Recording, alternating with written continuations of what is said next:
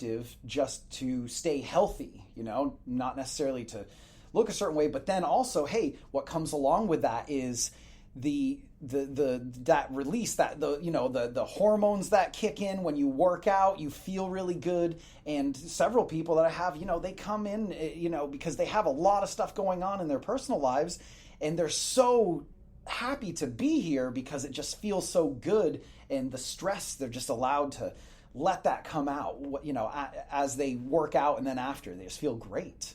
Yeah, definitely. Yeah.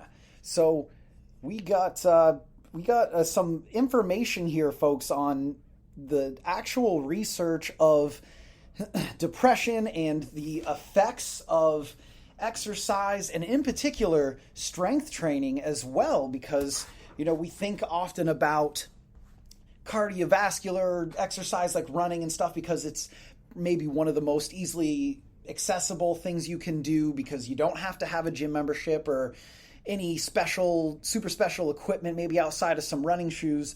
But strength training in particular seems to have a really great positive effects on your mental well-being. So I'm just going to go through these. I don't want to bore everybody to tears with this, but I just want to give you some of the information that I have found so far.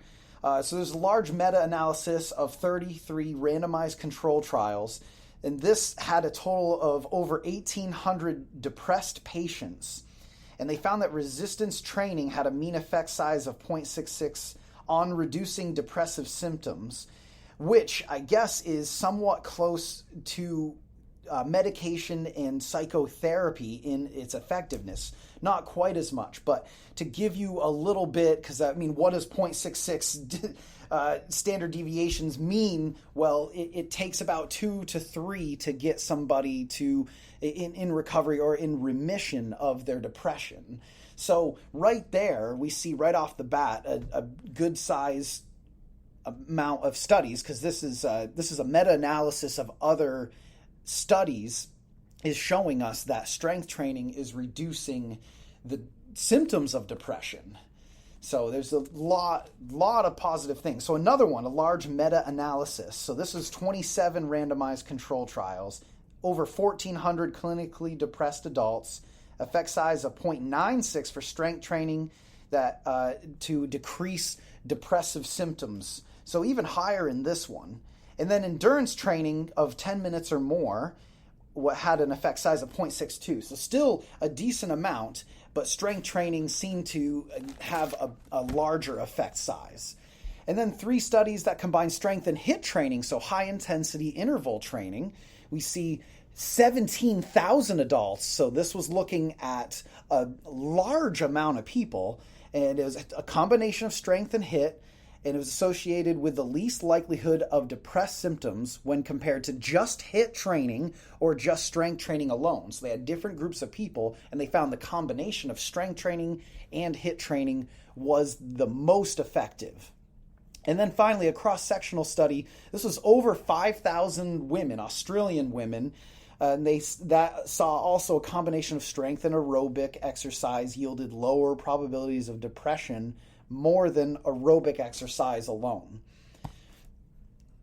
So Emily, obviously I don't think to you this is like any of this is like a huge surprise or anything, but when you hear about some of this data, like what does it bring up for you? Well, when I think about strength training, I finally heard on a podcast actually a couple of weeks ago someone say something that I've been saying, I feel like, for years, and people look at me like I'm crazy, but maybe you feel this too. Strength training is meditative. Everyone knows, or maybe it's common knowledge at this point, that for things like depression and anxiety, they all promote being mindful, meditation, living in the moment, all these great things. And I'm not sure about you, but I'm terrible at those things. Terrible. Sitting down and meditating, can't do it. But then when I'm strength training in particular, it's so meditative. And I was having the trouble of figuring out why. And then listening to the podcast the other day, that's exactly how I feel. Because when you're in the moment, let's say you're setting up for a deadlift.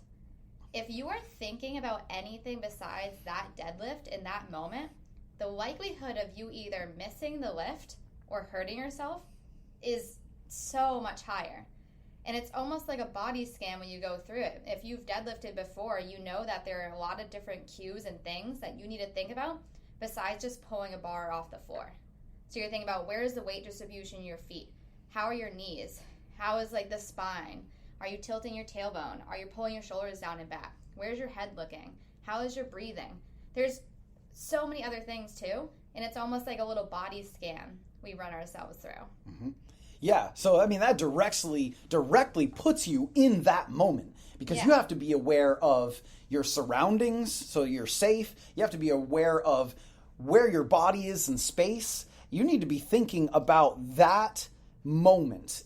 And so it like forces you into this meditative state already. I mean, a big part of meditation is just being present. And oftentimes they'll do like a body scan exercise as you meditate. You just think about how your feet feel or whatever. I'm by no means a meditation expert, but I've done a little bit here and there, and I've experienced some of this. So it brings you into the here and now. And so it seems, like doing something that is, especially like a deadlift or something that's intense that you need to be focused on, kind of brings you to that meditative state. And I've heard some people go as far as to say that it's like a religious type of experience as well. It's a spiritual thing for some people. Now, I don't know about that myself, but I'm sure, I'm not disputing it by any means, but it definitely brings you in the moment, allows you to just kind of escape on some of the other things that are going on in your life, like other people, like we talked about with our clients, like they experienced. Yeah, there's a big connection piece, I feel like, with lifting. And whenever, for myself, and for a while, it was just almost a habit. I remember last year on Thanksgiving during COVID when a lot of us were unable to be with their families. That was a particularly difficult day for myself. And I found myself on the way to the gym at 9 p.m. on the phone with my dad. And he's like, "What are you going to go do?" "I'm going to the gym. It's 9 o'clock at night." I know. And I went, hit some set of back squatting, hit some sets of bench press. Afterwards, wow, I feel so much better now. Was I thinking, I'm going to the gym to be in a meditative state to escape these other feelings I'm having or to think more clearly? No, I just thought, I'm going to go lift now. Wow, wonderful. So we can, we see that it is therapeutic. It is meditative. Yeah. It's not just about, getting big muscles or getting super lean or something like that. This can literally transform you inside and out. And this is why you might hear about people talking about exercise as a way to heal or escape or something of that nature. It's not just about the physical benefits, but also about the mental as well. Yeah, and I know we're talking more about strength training too, but I definitely feel similarly about certain cardio activities, especially going outside for a run and things like that. And once again, I think I've been using this as a tool longer than I knew it was a tool. And that's because actually my dad, thanks Dad, in college, not having any friends, I would call my parents often, thanks guys, and say, "Wow, I'm having such a rough day, blah, blah." Dad would always say, "Oh, it's fine, just go for a run." "Dad, it's 11 o'clock at night and it's raining out." "Oh, okay, don't worry about it." The following week in the mail, I received from my dad blinkers to use running at night, a lighted vest to use for running at night. He sent me little spikes so that I could run when it's wet outside or icy. He sent me this whole outdoor survival running kit so that when I then called him at different times and different weather conditions complaining about things, he could say, "Yeah, just go for a run," and I wouldn't have an excuse as why as I couldn't go for a run.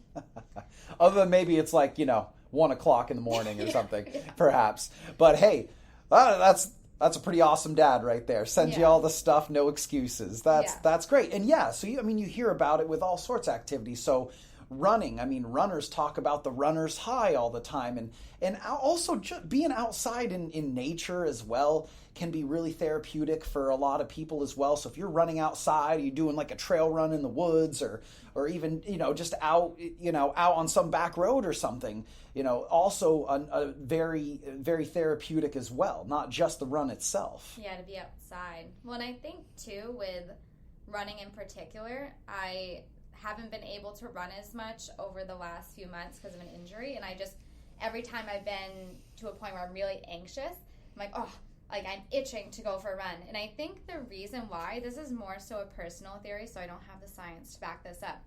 But if you are someone who has dealt with intense anxiety to the point of having anxiety attacks, what are the symptoms of having an anxiety attack? Your chest feels heavy, you're breathing really hard, you might feel out of breath. It's very uncomfortable, and you feel like you can't get out of it. What happens when you're running? Most people, I'm assuming, a lot of people don't necessarily enjoy running for those reasons. Your chest gets really heavy when you're running, you're breathing really hard, it's really uncomfortable. And so I think I love running because when you are feeling anxiety, you're seeking control and you want to be in control. It's so cool to me that we can kind of, in control, put ourselves in that state, that physiological state that most people feel when they're anxious. We're putting ourselves there when we're running. We're in control. I don't feel more alive than when I'm sprinting or doing something crazy like that, and people be like, what are you doing? I'm like, I feel great. This is terrible, but at the same time, it's so freeing to bring yourself there versus feeling like you're out of control and bringing yourself there. Interesting. Yeah, no, I get that. I get that. So you're putting yourself there manually instead of your body bringing you there, and you have no control over that. Yeah. That's interesting. Just out of curiosity, have you found that since you've been doing that it's easier to manage like those anxiety attacks? Yeah, definitely. I think it's almost like, for instance, certain athletes will lift weights so that when they get to their arena of competition, they're able to withstand those weights better, whether it be like a force of a person pushing on them or whatever it is. It's training for a particular event. It's almost like putting yourself in those positions. It's almost like you're training for that particular event, which is an potential anxiety attack. Interesting. I find the same thing when I go rock climbing, which is another different type of activity.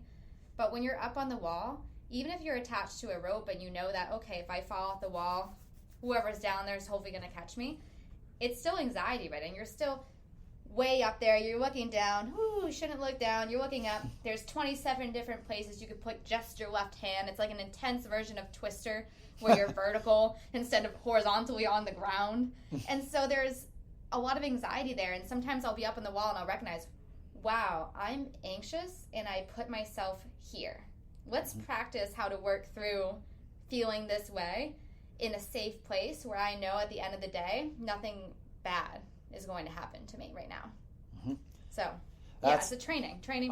I like that. I love that, actually. So one of my prior episodes, episode 5, which was overcoming fear, I talk about just that. Yeah. Like my fear of heights, like you going rock climbing. Me, I get extremely anxious with that. My hands are getting clammy just thinking about it, and I actually share a story of my first experience ziplining out in Colorado for my honeymoon a couple years back, and how that fear was really intense, but in the middle, like toward the middle and end of that experience, it was better. And every so often, putting yourself into those situations helps you to train for that event to help you overcome that fear or anxiety or whatever it might be. Yeah, definitely. I've heard, I think there's a quote and it's something about like, find what scares you most and go live there. Yeah. And maybe not everything that scares you most, or else I'd be living with a bunch of spiders and snakes and things like that. Get a pet spider, little tarantula. Find what scares you most and make it your roommate. Make it your roommate. But no, I think that there are a lot of things in life that scare us or make us anxious, and they're things that we want to do. And it's how do you break that barrier? Well, sometimes you just have to immerse yourself in it. And if you can find a scenario where at the end of the day, you know that you're going to be safe, you know that you're going to be okay, that's a safe, anxious situation to kind of practice being scared and being anxious. And how do we work through these different emotions? And so we've already talked a little bit about, how some of our clientele probably have some issues with depression, anxiety, some sort of mental health issue, and I believe it was 1 in 4 people struggle with this. So it's very common. So most likely we got a handful that do struggle.